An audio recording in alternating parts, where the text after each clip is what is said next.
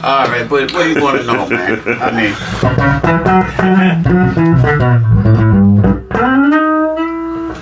Alright, ladies and gentlemen, bass players around the world, Detroit bass players, we got hanging out in the basement with us, and I was excited about this one. Tell us your name, sir. My name is Jupiter. No. My name is James Jamerson Jr. Triple J, yeah. In the basement. That's BASSMINT. And hanging out with us in the basement is that chair, and those other chairs, and those CD discs. And we also have our gracious host, Mr. Reginald Canty, and myself, Big Eye. We just hanging out with James Jamerson Jr. Thank you for coming to the basement, bro. Thank you for coming to hang out with us. Thank you for having me, man. And I got some questions to ask you, man. Actually, I got a million questions to ask you, but I'm only gonna ask you 500,000. I ain't gonna ask you. You think I can last that long? and this is. I've never anticipated an answer to this question that I'm about to ask. I can't wait to hear the answer to this. When did you start playing the bass, and why? Well, you know, growing up in Hitchfield, rather as they call it, a snake pit, you know, I was going around the studio with my father since I was 7 years old. Now, explain to everybody who your father is. My father's James Jamerson, the guy that originally started playing all those wonderful hits that we grew up on, from My Girl, all that kind of stuff, or whatever song I still do. That sort of stuff, all those wonderful hits, you know, that we grew up with. It's a different style for every group. So about the time I turned 9 years old, see, before I was going to be a scientist, but music caught my eye, and then all the guys that was in the room, from Earl Van Dyke, Robert White, actually first with Benny Benjamin before he passed, then it was Earl Jones and Pistol, caught my attention. It was kind of hard sitting in that studio, man, because there was so much music going on. Mm-hmm. So I caught an interest. I said, well, I was sitting next to my dad, but I was very serious, so I was like, okay, I want to play bass. And so I started learning how to play the bass, and my teacher happened to be one of the teachers, the horn players, named Maurice Davis, and he was at my junior high school, so he started teaching me how to play the upright bass. My father wouldn't let me touch electric bass at all until I learned how to play upright, learned my fingering and all that kind of stuff. I would every now and then goof off with his bass down in the basement, but then on the weekends or whatever, and during the summertime, he would take me to the studio, and I just sit and listen and watch and learn when the red light comes on, be quiet. But then it was just kind of hard keeping still. So, you know, growing up amongst all that music and stuff, I didn't know that I was amongst all these legends. I just thought, hey, this is the way it's done. You know, everybody plays like this, but little did I know my father was changing the course of bass playing, which he's now in the Rock and Roll Hall of Fame and Fender Hall of Fame, because he made Fender bass what it is right now today, with guys that get the Fender and the strings that he picked up because everybody wanted that same tone. Wow, and speaking of your father, you know, it's kind of weird that a lot of us didn't put that together as it was occurring that he was on all of those songs, man. Yeah, well, a lot of the stuff he did, and then a lot of things that what would happen then. My father was working basically 7 days a week.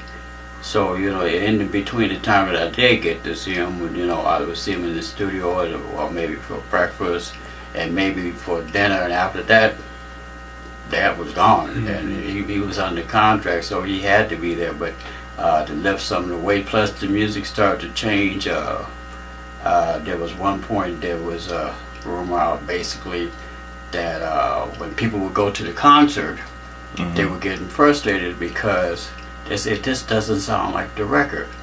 And it was because the bass playing, and they had asked my father to tone down, you know, because the bass players were having a hard time doing what he was doing, because they started to let him be more creative.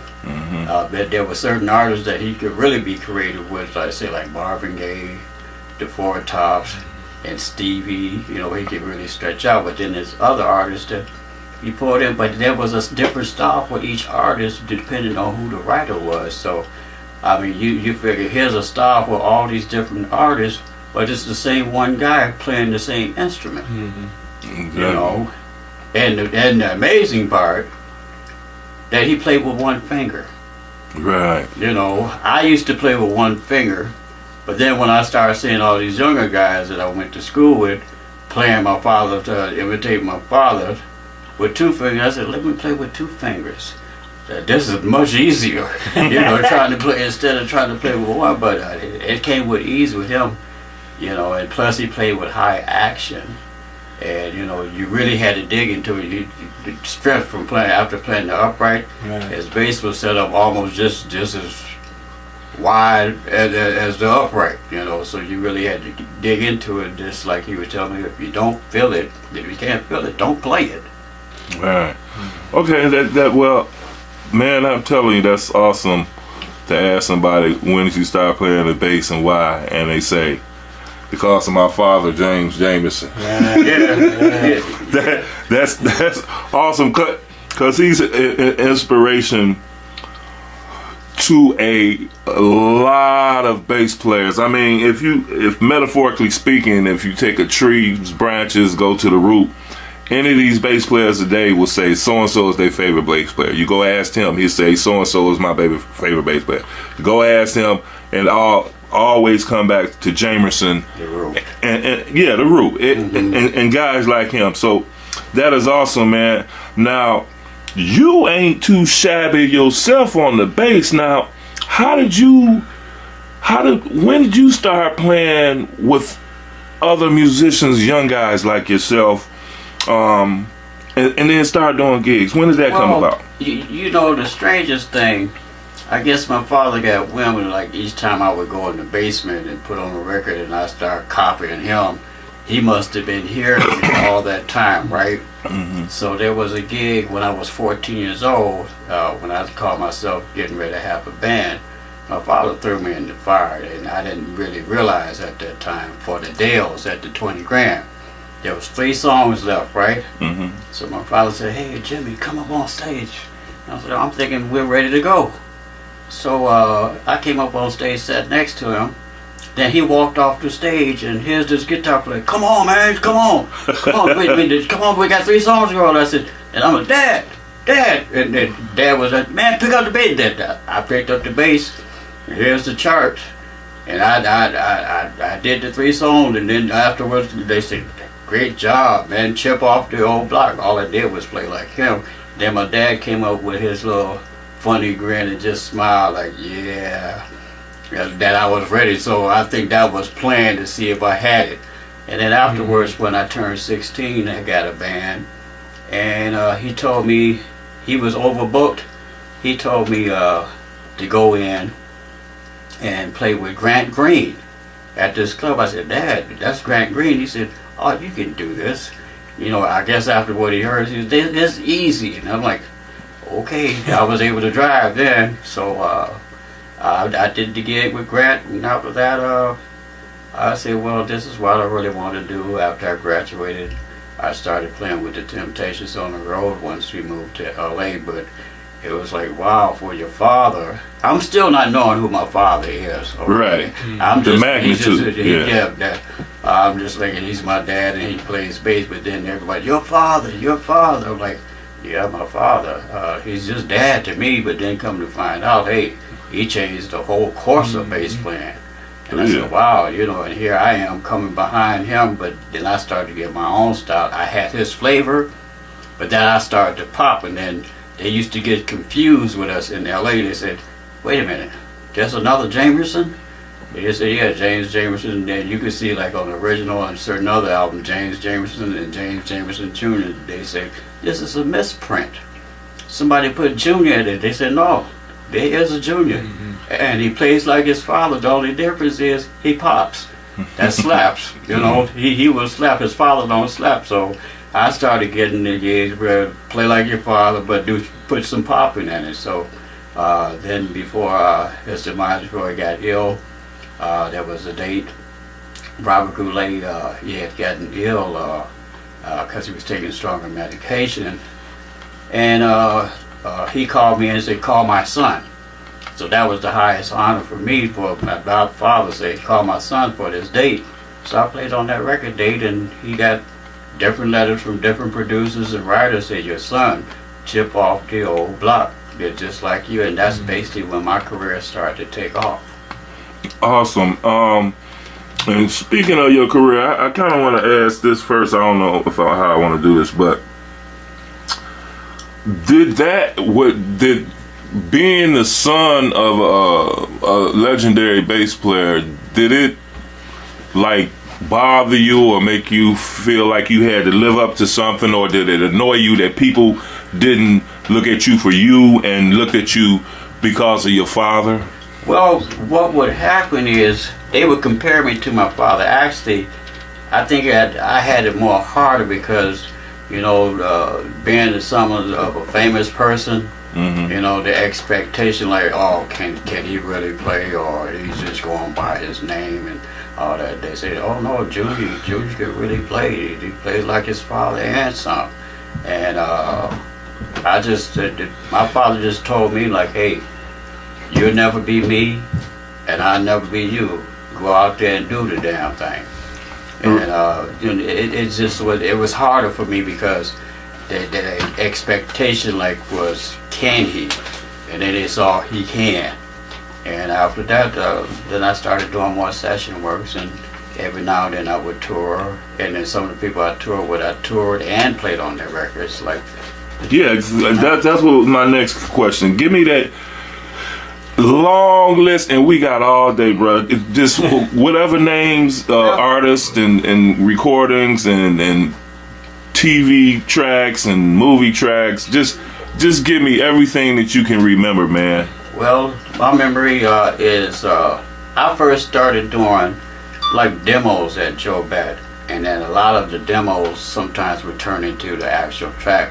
Then if they call Junior, he's ready to really start doing sessions.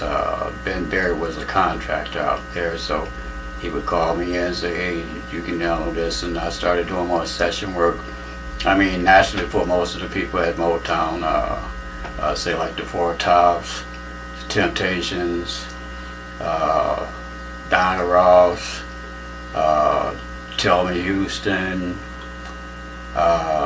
nationally recorded with Stevie, recorded with Smokey. Matter of fact, one of my first dates, and this goes way back when I was around 14, at Hitsville, my father had walked out the studio, and that's when Robert said, oh, the boy's gonna be something. It was a song called Flower Girl. And so my father walked out, the track, the music was real simple, so all I did was imitate him. My father came home the following week and said, hey, you remember the time that you picked up my bass? I didn't know he's been watching all this time. He's been watching me and listening to me. But he said, that was, you know what? They kept that track. They kept your track. That's you on that.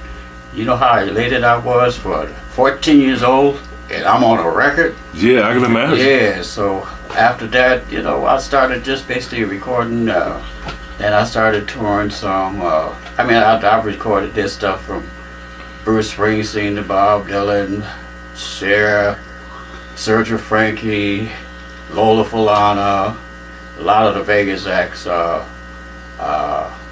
Just like I say, basically all of Motown.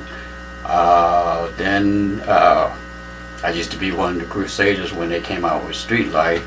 I did jazz from Hubert Laws to the Roddy Laws and Eloise, and then like Etta James, and then B.B. King, Albert King's. I'm on his last record before he passed.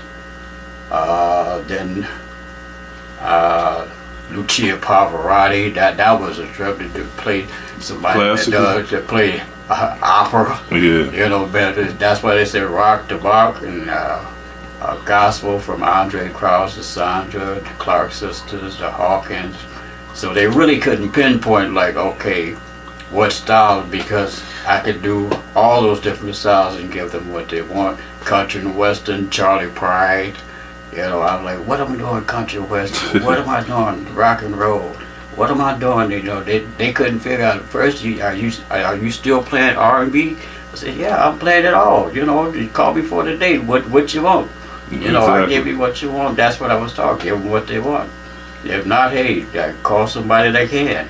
You know, yeah, the ego part left out the door. Like naturally, then I had my own hit record back in '78. What was the name of that? The group was called Sean Song with me and David Williams. The name was called Don't Hold Back. And matter of fact, I'm still making money off of that record right now. As of today, it's been remixed a few times from Warner Brothers to what is it? Juno, overseas, and it's also in a video game called The Warriors. And in movies and stuff, just For the Boys with Beth Midler, Mambo Kings, Without You I'm Nothing, and the last one I did was with Hank Cosby, Lords of the Ring. So I was like, wow, here I'm doing. That was the longest movie track. That was the longest track I've ever done. I mean, it was all across the floor. And it took about like, it got to the point they had to read it from the floor because all the stands couldn't take it, you know. And we did parts by part, like maybe like 5 charts, and then they edited and go back to other charts. So it was pretty crazy. Then did some rapping stuff. A little guy named Mike E. and some other guys, rock and rollers that I'm doing right now. I can't remember the name of the guy, but doing stuff at Rust Belt and doing a lot of stuff with Ed Wolfram. We just finished doing a thing for WWE, for the wrestling thing, for their movie. And I did my thing. I have a solo CD out on CD Baby, which should be on iTunes, but this was a tribute to Michael Jackson. And this came out, I believe this came out right after Mike died. It wasn't playing it like, but I'll be there, you know, because I've always been the person like, hey, you need me, I'll be there. You know, that's why I like this song so much. What's the name of your CD that's on? It's James Jamerson Jr., tribute to Michael Jackson. Awesome. Yeah. Awesome, man. And of course you've played and recorded with so many people, and like Barney Miller, but the fast version, not the original, but the fast version. Perfect Strangers. Oh God. Now I'm starting to feel old. Well, I mean, it's such a huge body of work for the Junior. You know what I mean? Yeah, I mean, Billy Davis, Marilyn McCool. You know, it's over at least over 100, over 200 artists. You know, that the Pointer Sisters. It's so many. That's why I am writing a book, because each time one comes out, I say, oh God, that's right, I did work with them. Oh, I work with them too. And I forget, like, because I'm getting older now, but before I was 24, they was calling me a veteran. I said, man, I'm just getting started. Right. Yeah. Now, when you say you getting older, I don't know how to ask this question. I'm 56. Okay, yeah. Yeah. Thank you. You know, some people try to keep that. You know, they feel like it'll ruin their career if they say that I'm 60 or something. I don't know. I've done so much already. It's like, hey, it doesn't bother me. It's like I'm still going on. It ain't stopped yet. And then I'm doing a tour right now, Standing in the Shadows of Motown Live, with Dr. Licks. Actually, his name is Alan Selusky, and we just finished doing a tour that's starring People Bryson, Leela James, and featuring me on bass. So we did a East Coast tour, and so we're trying to put together another tour to go over to Europe right now. Mm-hmm. But it still be featuring me on bass. I'll be on one part of the headliners, but I'm basically playing bass. What do you think about Detroit bass players overall? Is it something different about Detroit bass players as opposed to other regional bass players? Funk. And they always said there's something in the water in Detroit, because it seems like all the baddest bass players come out of Detroit. I said, well, look at the leaders they had to follow, and they developed their own style after that. But here's like a central point that we was talking about, the root, and here's all the branches that came along after the root. You know, you got Brandon Rose, little do you know that he's a Marcus Miller clone, but Marcus followed my father too. And it's not only Detroit, it's all over. That has affected even like Paul McCartney. Paul even said in the book, like, hey, if it wasn't for James, I wouldn't be playing bass right now. You know, so there's a lot of people, Geddy Lee, John Edwin Whistle, who's gone right now, David Hungate, Nathan Neese, and actually Anthony Jackson. So, you know, you got a lot of bass players all over, and some bass players don't know. They think, okay, I'm following this one, but they got the style from Dad. Exactly. You know, before that style never, you know, I say like this, God bless Berry Gordy, because he allowed my father to have freedom to do what he do. You know, he came up with a style for each and every act. Yeah, but it was still his style. I think he was an artist amongst inside himself. So, you know, that's why I'm happy that he's in the Rock and Roll Hall of Fame, because he deserves it, because he's changed so many different genres. You know, it's not just when you say Motown, that's like, okay, what's on Donna Ross record? What's on Stevie's record? What's on Smokey's record? What's on Marvin Gaye's record? You know, so there's different style where he can cut loose, to this different style he lays back, but he still got that underlying funk or that love. It was a lot of love at Motown. You know, a lot of love put in the music. Mm-hmm. Okay, now and again, that metaphor of branches to the root, influences. Do you happen to know who any James Jamerson Sr.'s influences were on the bass guitar? Oh yeah, one of his main influence, because he used to always tell me he loved Ray Brown. I mean, he loved Ray Brown, and then he not on the bass. Now Oscar Peterson, he loved me. Now before I even picked up the electric bass, he said, "You learn this record and play upright."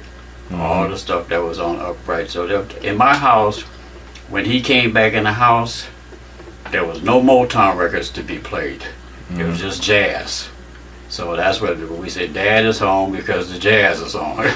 You know, we didn't hear nothing Motown, but as soon as he left, click, basement Motown. And I'm down there like, okay, every other 8 bars, okay, what did he do in here? Okay, let me see how I can do this and make it feel. And I try to make it feel just like the way he feels it, you know.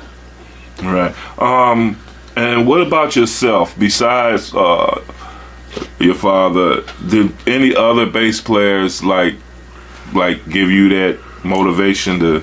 Well, you know, Larry Graham, And then after Larry, then Lewis, who's a good friend of mine. Lewis Johnson. Lewis Johnson. Yeah. Them the two men right there. Yeah, so they to say, yeah, I want to thump like that. I mean, just because during that time, thumping really started to progress, and I said, if I can incorporate dad style with their style together, I'll make something of it. But it depends on the artist. When to thump and when not to thump. Right. So basically I've been known as a studio player. Every now and then I would go out and blow off some steam at certain clubs, just to keep in the pocket, just coming back and forth from LA to get to how they say shot in the arm from Detroit. Like you better get up there and do something, just make a statement. But I really ain't got to prove myself because it's already proven in the records that I'm on. Yeah, in your body of work. Yeah. Yeah, I've seen you letting off some steam playing the bass with a pair of drumsticks once. Oh yeah. Oh yeah, that's one of my tricks. It's just fun. That's just some showmanship to say, hey, I can play with a drumstick too on my bass. that was funny when I saw that. Yeah, a lot of people say he's playing with a drumstick. Big. And what in the heck is that you have in your hand right there, man? This is a Fendera bass. This is what I endorse. I love it. I mean, this is for me, where I can slap. It's a different strings, and it's not flat wound, but it's something that I can even patch.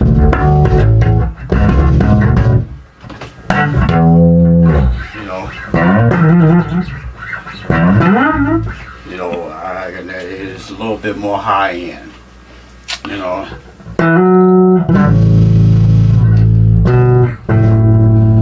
What other bass that you I have play? A custom made LeFay out of Germany. It's 5-string.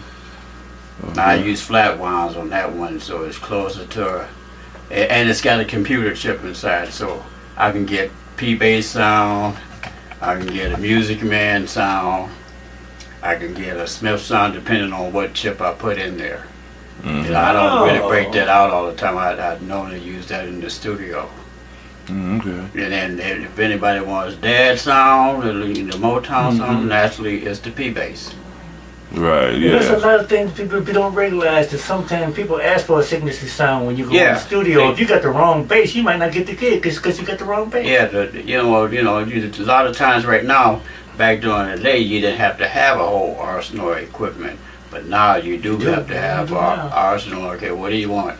A piccolo? What do you want? Oh, I want this sound. Or I like the sound of this bass. Okay, well, give me the sound of Motown. So, what do you when you say Motown? What do you mean Motown? Yeah. You talk Motown, Dad. Exactly. If you talking about bass and you talking about Motown, you talking about James Jamerson. Yeah. So and speaking of it. That what a segue, man. I love having good segues, man. Recently, I predict Reggie's going to talk about this in the future as well. But recently, August 3rd, we had our 3rd annual Detroit Bass Players photo shoot in front of the Motown Museum / Hitsville studio. Did you happen to make it this time around? I didn't make it this time around, but I made the tribute to Dad that they did, that Kern Bradley put on. A lot of bass players like Rob Armstrong, Brandon Groves, Lamont Johnson, just to name a few. Everybody paid homage to him and just say, hey, this is the reason why we play. So a lot of times when they would call me for those picture shots, I was busy. Then one time there was a virus that was going around, a flu virus, and I couldn't make it. So right, that was the 3rd annual. Yeah. And like you said, we took some awesome pictures that it's almost like a significance behind that photo being in front of Motown. It was a direct tribute to your dad and hundreds of bass players. Have you ever seen any other? Yeah, I've seen them, and going into that place, man, going into Hitsville a lot of times, it just brings back a lot of memories. Like, that's almost like a second home to me. Like, okay, I'm always in there. Then I would go down there, and a lot of times I'm doing the tour. You know, they're saying stuff that some of these guys don't even know. You know, because I used to run and get the guys hamburgers for you know, during the breaks. But it used to be Cunningham's down the street on the boulevard on the corner, but now it's a CVS. There's a lot of things that's changed. There's a lot of things that's changed in the room, but there used to be one part of the room used to be a storage room for the instruments and stuff, and some of the stuff that Stevie would play in, organs and stuff. But it's a museum now, so you know, naturally things had to be the part of what it is. It's a museum. That is awesome. And like you said, after directly this year, our first annual Bass Day, right after it, we went to actually do a tribute to your pops, James Jamerson, at the Tajik Gallery, and it was put together by one of Detroit's finest representatives of the bass guitar, Mr. Kern Brantley. I thought I was. That's what I say, one of the finest. Oh. And so are you. Kern put on a wonderful tribute of some of the guys that's living in Detroit currently. You know, there's a lot of Detroit bass players all over the world. That's true. Representing, you know, they hold, it's like we got satellites, Detroit bass players posted around the world, right? I mean, yeah, this guy that used to be one of the groups that I was started in before it really broke off with it, and I had to leave Brainstorm. But he's with Wham with George Michael. He's over. Oh, Dion. Yeah, Dion. He's over in London, and I mean, I was overseas, and somebody yelled, "Hey, Jamerson!" I'm like, who the hell know me over here? You know, and then somebody did the same thing in Japan. I'm like, wait a minute, this is my first time over here, and people recognizing me before I even recognize myself. I'm looking in the mirror like, hey. Yeah, and we got quite a few of them in L.A. Man. They did a tribute, a James Jamerson tribute. You happened to attend in L.A. a while back. With all Detroit bass players. Detroit bass players. From Nate Wise, Alan McGreer, Jimmy Ali, Al Turner. Yeah. It was so many. Then there was some bass players that weren't from Detroit, like Nathan East.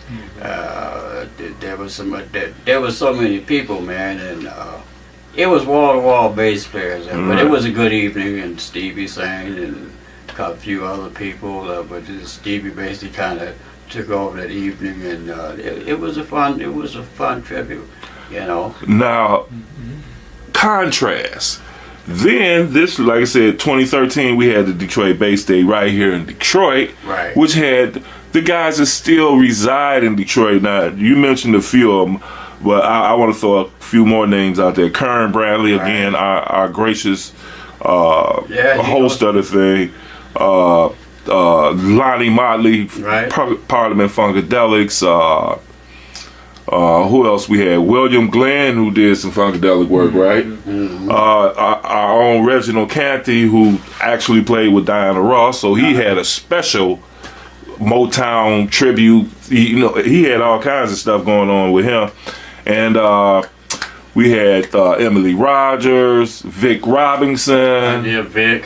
Wow, we had William Pope. William Pope and them. They went bananas on Papa Was a Rolling Stone. They went bananas. Loved that song. Yeah. Yeah, and Eddie Coyne came and did some stuff. I'm leaving somebody out, so I'm about to show some pictures of every single ass bass player that performed at this thing while I'm talking, just to make sure I don't leave anybody out, because my brain ain't what it used to be. Mine ain't either. I don't know if I still got it, but there's also another guy. There's some other bass players like Eddie Watkins. Yes, oh yeah. Sure. Okay, then you got another one that's from here, David Shields. He's from here. But they're back in L.A., they're back and forth in Detroit. I mean, you know what happened when Motown moved to L.A., it seemed like it was a big shift, and a lot of bass players, the younger bass players, they moved out there. Naturally, Dad had to go because he was under contract. And then when the contract was over, he was all over the place himself too. So it just didn't stop with Motown. I mean, he was playing with, doing stuff with Joan Baez, Maria Mador, Hoyt Axton. You know, that's country and western. You know, he still was active. You know, and then I became more active. You know, I was the younger generation. Now, speaking of your pops again, and sometimes we feel like some of these questions only you can help us with. Like, why just one finger, man? I mean, well, you know, I think that basically came from. I basically think that came from his upright training. That's what he did, like in the upright. Before it was sold, there was an indenture where he would hold his finger here, and he just play with one finger. You know, my father had big hands, so I mean, if he smack you one time like a gorilla hand, you know, like maybe smack your ear like The Exorcist, you know. So yeah, he had big, long hands. So if you ever look at the pictures, look how long his hand. And he was a short man, you know. He wasn't really that tall. So I was taller than him, but I'm the tallest one in the family. So, but half the time I couldn't figure it out. Like, he just played with one finger. It amazed me. I used to play with this finger. You know, one finger. I saw you doing some of that. Yeah, but then I'm gonna see you doing some of that. Yeah, I just. I had the question. Did they always play? Did they always play? Was that always downstroke? Was never no upstroke with his No finger? upstroke. Always just down, all downstroke. all That's downstroke. amazing, man. Always downstroke. It was like bent to the side. Yeah. You know, but that's saying he had long fingers. So, you know, if he did like something like that, I wouldn't have seen it. Yeah. I mean, I watched him very closely. You know, because I said I want to do that. I want to do that. I got to do that. You know, but I did with this finger. But then I said, oh, it's easy with these two fingers. Yeah. Where those basses at now, man? Where those Right Jamerson now, basses? The bass, the P bass, the Funk Machine, was stolen before he passed. And the Ampeg and the upright has been floating from the rock and roll to the Smithsonian. All right, so whoever stole that P bass, y'all need to return that, man. Come on now. You really need to return it because you don't really know what you got.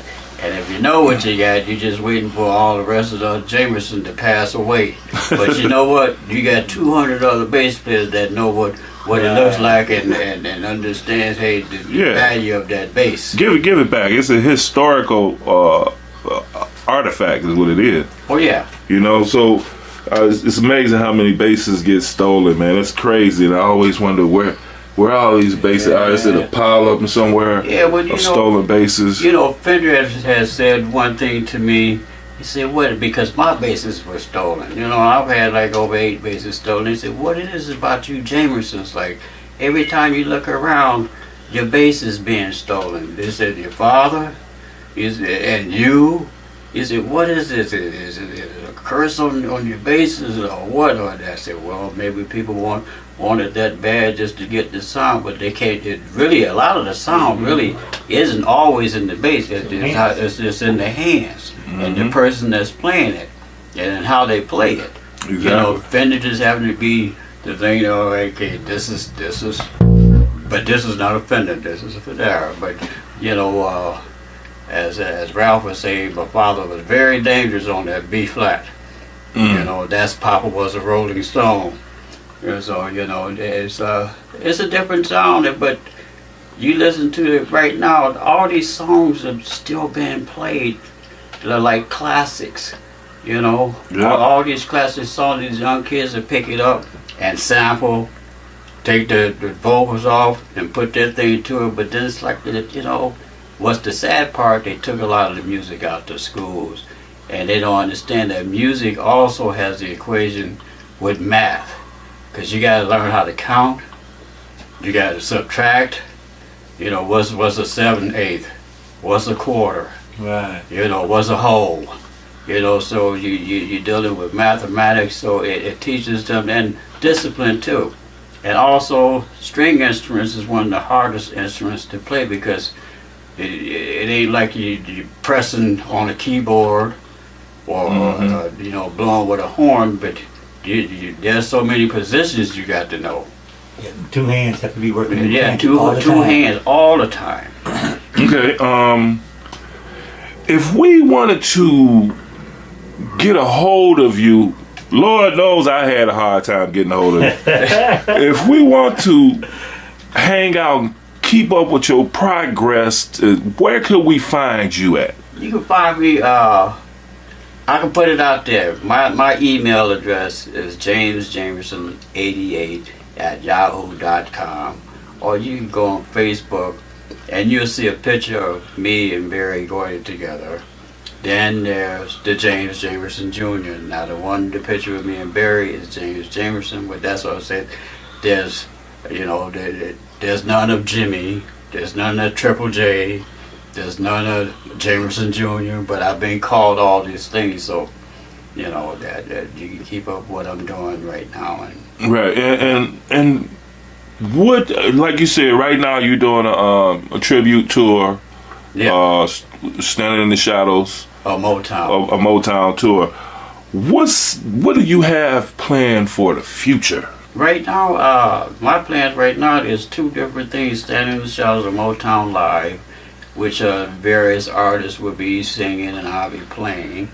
I'll be the main character that's playing behind everybody. There's basically me and Alan Celesti's show, but then I also put a team together, the James Jamerson Jr. tribute band, which would be a tribute to my father. Okay. Any other future aspirations or?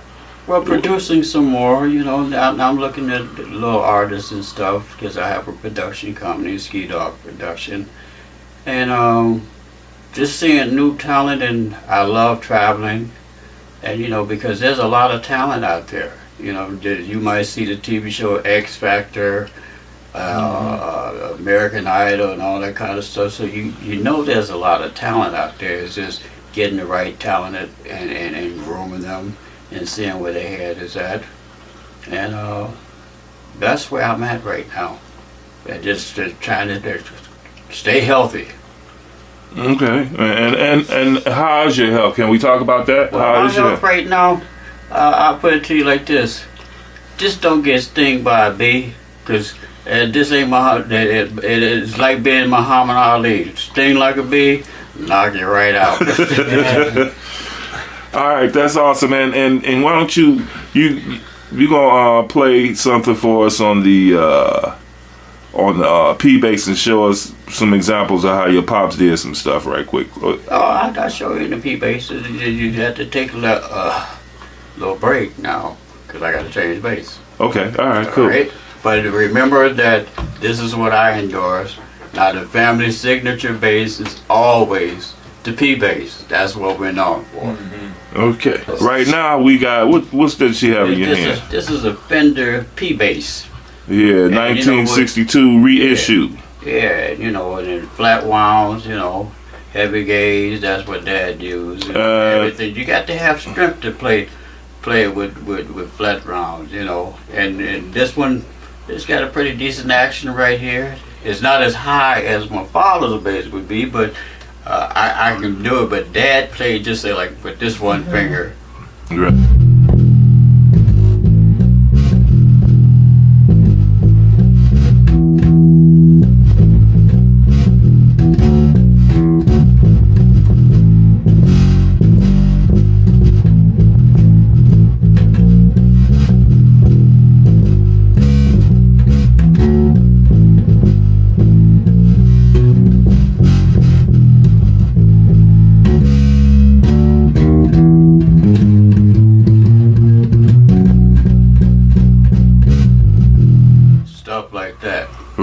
And then his favorite song, which a lot of times when I hear a bass player talking about what's going on, please let me set him before you mess it up.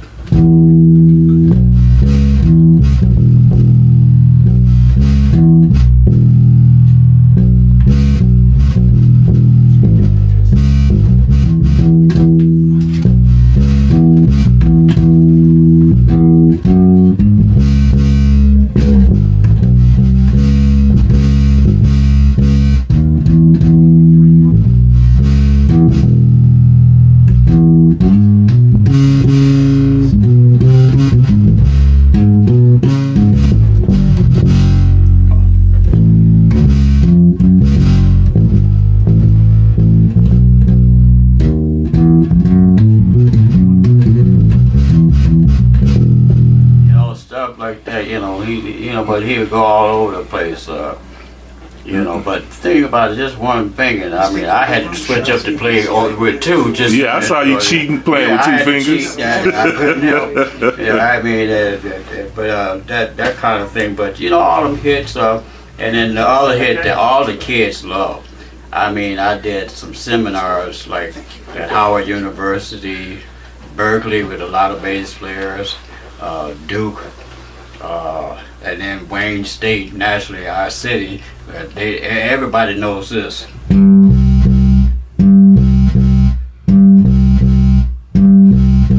Isn't it amazing how a lot of people recognize the song as soon as the bass comes on? The bass starts. Most of these songs that, oh, I know that song. Mm-hmm. You know,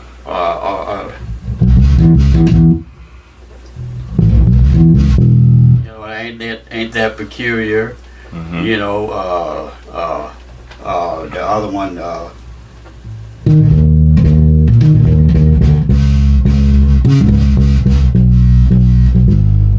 Burn down.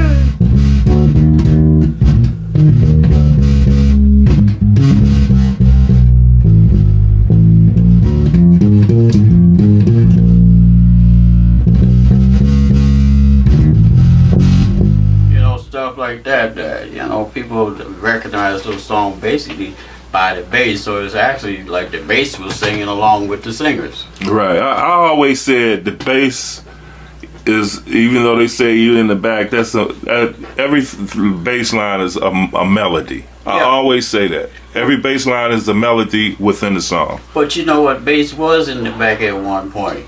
The Motown brought the bass, Dad brought the bass in the forefront where, oh, what's that? And the kids didn't know, like, why they dancing like that?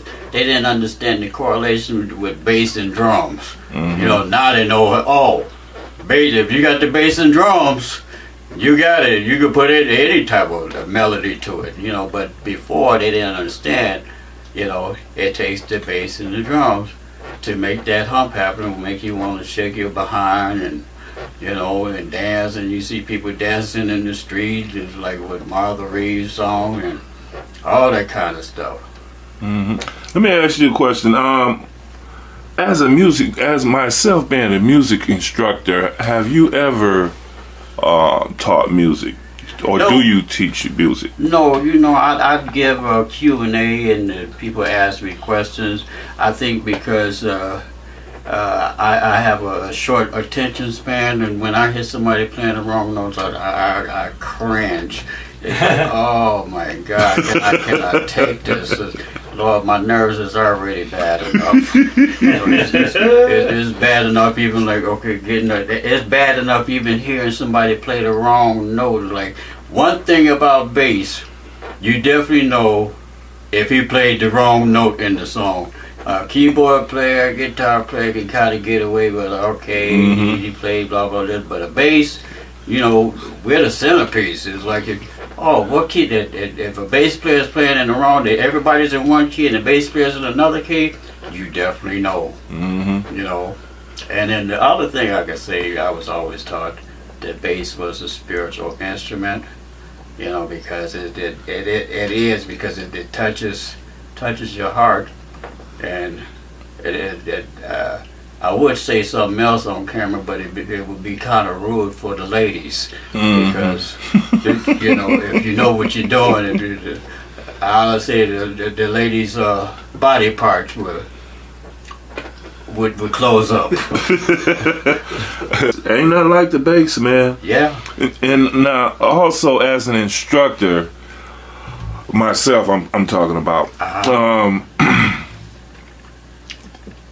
Or sometimes we try to pick apart what somebody's doing and analyze bass lines. Like, for example, when you were giving us some, your father demonstrating some of his type of licks, can they be analyzed as to, like, for example, he's doing octave fifths, root octave fifths, a little bit of hand muting, some pentatonic, can it be analyzed, you think? No, just as I was stressed this, my father always taught me, if you don't feel it, don't play it. I mean, I know bass players that are just, you could be playing a song and reading the chart and it's like,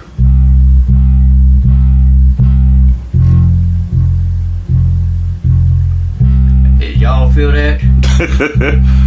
Hey, do you feel that? But you.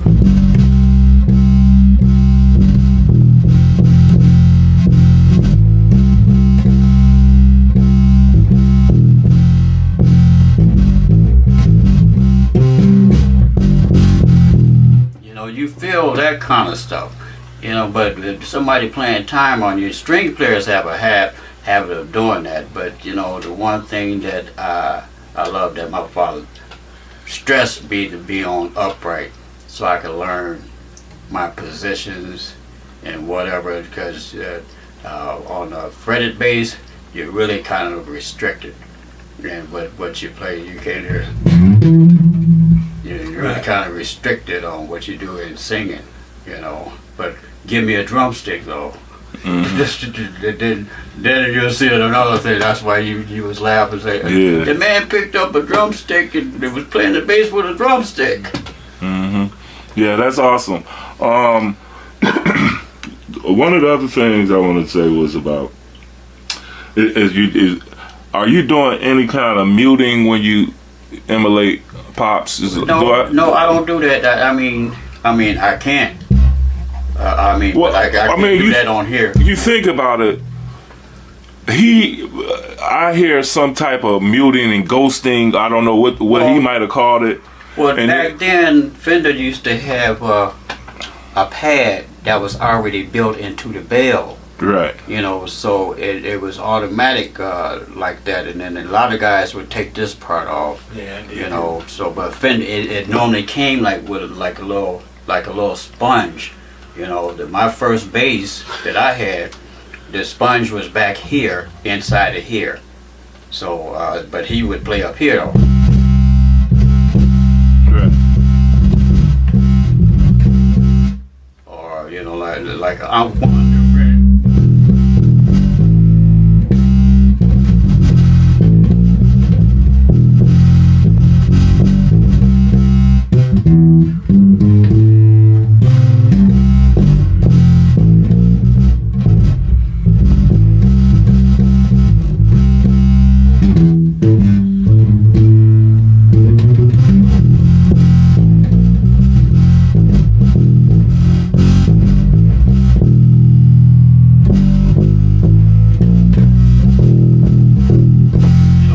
Like that, he would raise his feet just to throw some of the drummers off. Like, where's one?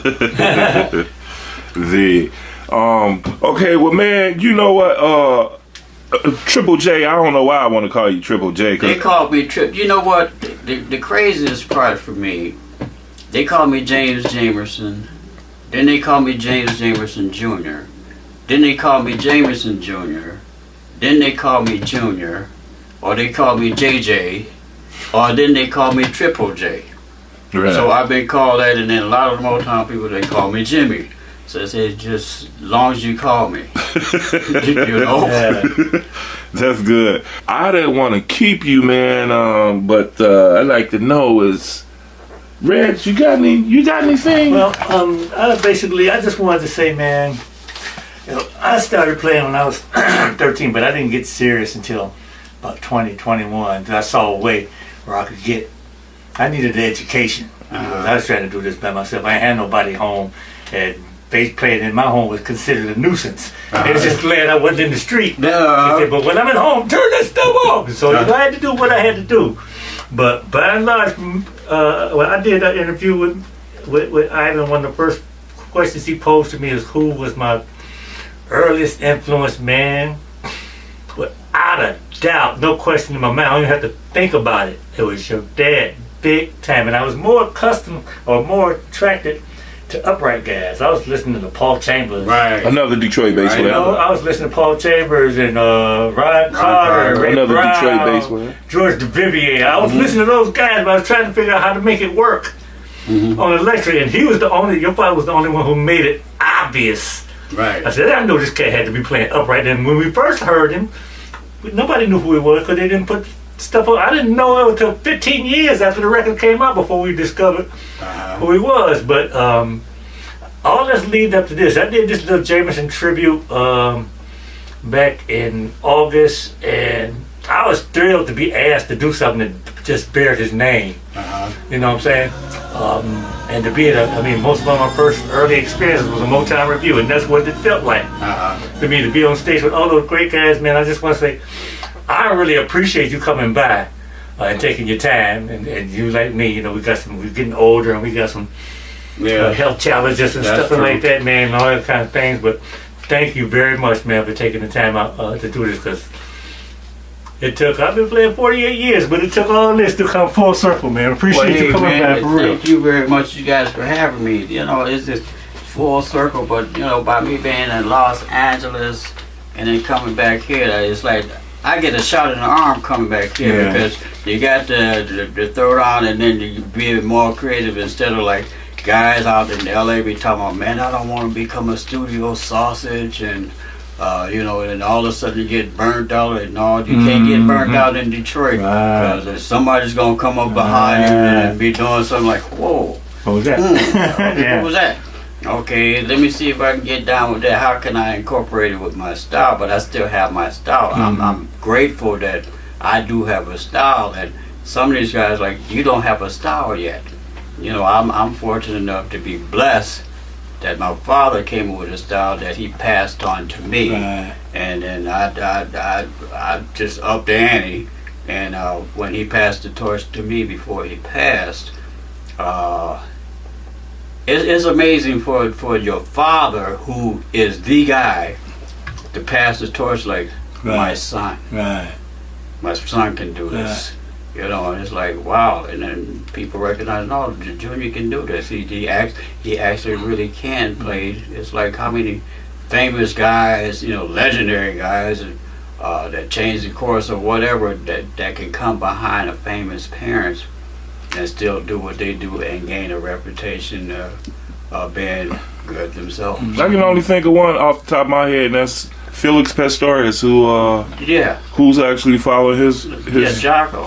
But everybody, man, for like the almost 50 years that I've been playing, everybody that I know that's from Detroit that plays pizzicato style, you can hear the emulation of your father's style in their approach to it. They might play differently this way, but when they come to this way, all of them have that same dichotomy. And they don't sound the same, but they have that same dichotomy, and that's that's that in the water. It's a reflective. It's a reflective.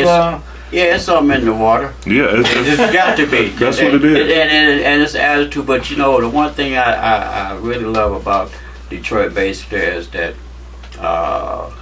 we all learn to respect each other. That we respect each other's playing and style.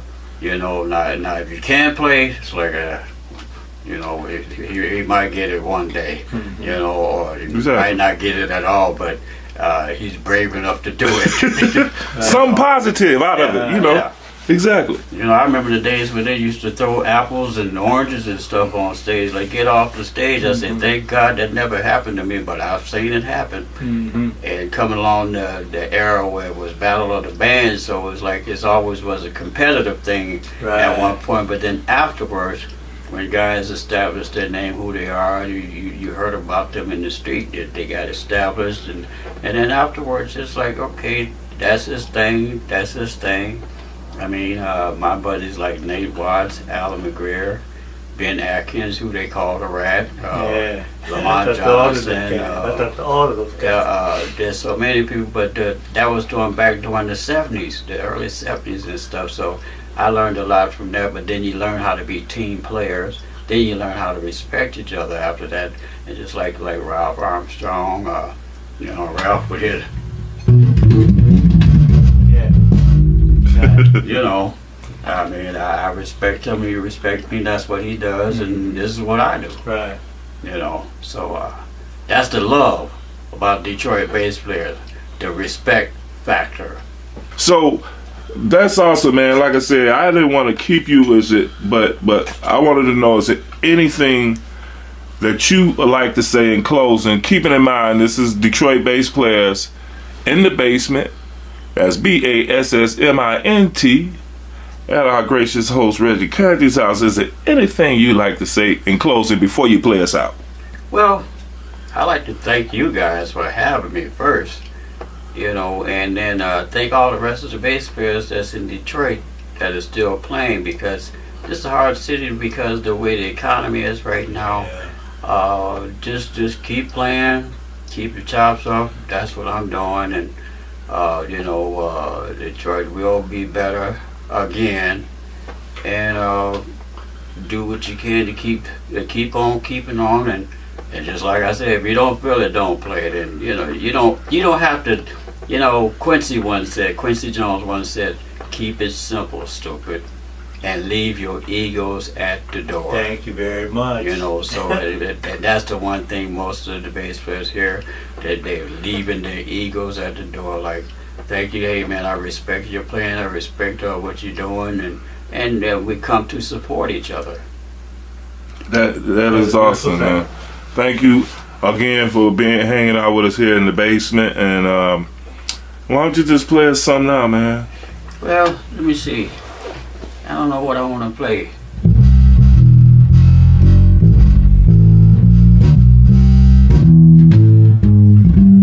Ladies and gentlemen, Mr. James Jamerson Jr.